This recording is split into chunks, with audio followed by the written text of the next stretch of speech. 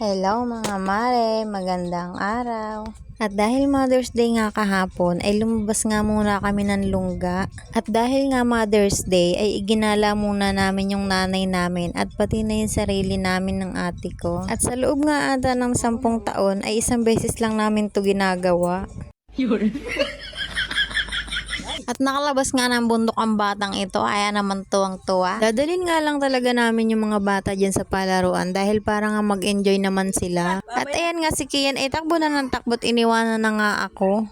Hindi pa nga pala kami dyan pumapasok sa palaruan dahil nga inaantay pa namin yung papa niya. At dahil nga wala pa yung papa niya ay hindi muna kami pumasok ng Kidzuna. Dito nga lang muna kami naglaro. Nung una nga ay nung hinulugan ko na yan ay takot na takot nga si Kian. Tuwan-tuwa nga dyan si Kian at panay pindot sa button. Sa Tom Enjoy nga lang pala muna itong pinuntahan namin. Kakain nga muna kami bago kami pumasok sa Kidzuna dahil nga 3 hours yung kukunin namin. At dito nga din pala unang nagustuhan ni Ate Kendra pumunta.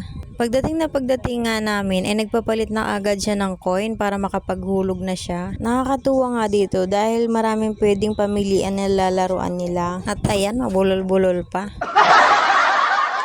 At sumakay nga dyan si Kian, kala mo naman tunay na magaling mag-drive. Seryosong seryoso pa nga yung mukha niya dyan at nakatilos-tilos pa ang nguso. At ayan, fast forward tayo mga mare. At dahil nga nakakain na kami ay ayan, pumasok na kami sa Kidzuna. 3 hours nga pala ang kinuha namin dyan, kaya naman talagang mag-i-enjoy sila ng matagal. Hindi nga kami nagtagal dyan ay inayan na ako lumabas ng aking asawa. Tinatanong ko nga kung saan kami pupunta ay ayaw niya sabihin, basta daw sumama na lang ako. Kasama naman namin yung ate ko at saka yung nanay ko, kaya sila muna yung pinagbantay namin. At ayan, may pa-surprise ang lolo mo. Pagkatapos nga akong ihatid dito, ay bumalik na siya sa Kidzuna dahil babantayan niya nga si Kian.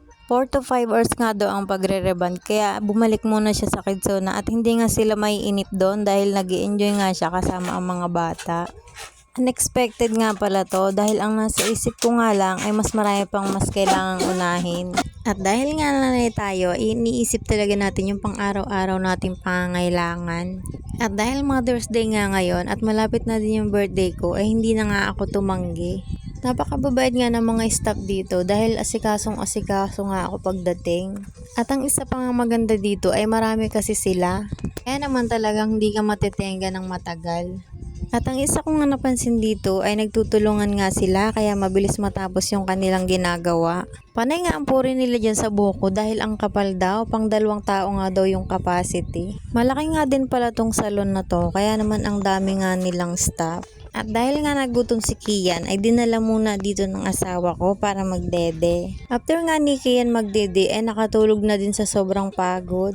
At pagkatapos nga ng ilang oras ay ayan, malapit-lapit na sa katotohanan.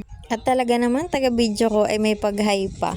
Pabalik-balik nga dyan si Ate Kendra at nanggugulo lang kaya naman pinag-video ko na lang. Halos maya't maya nga ako tinanong kung matatapos na daw ba.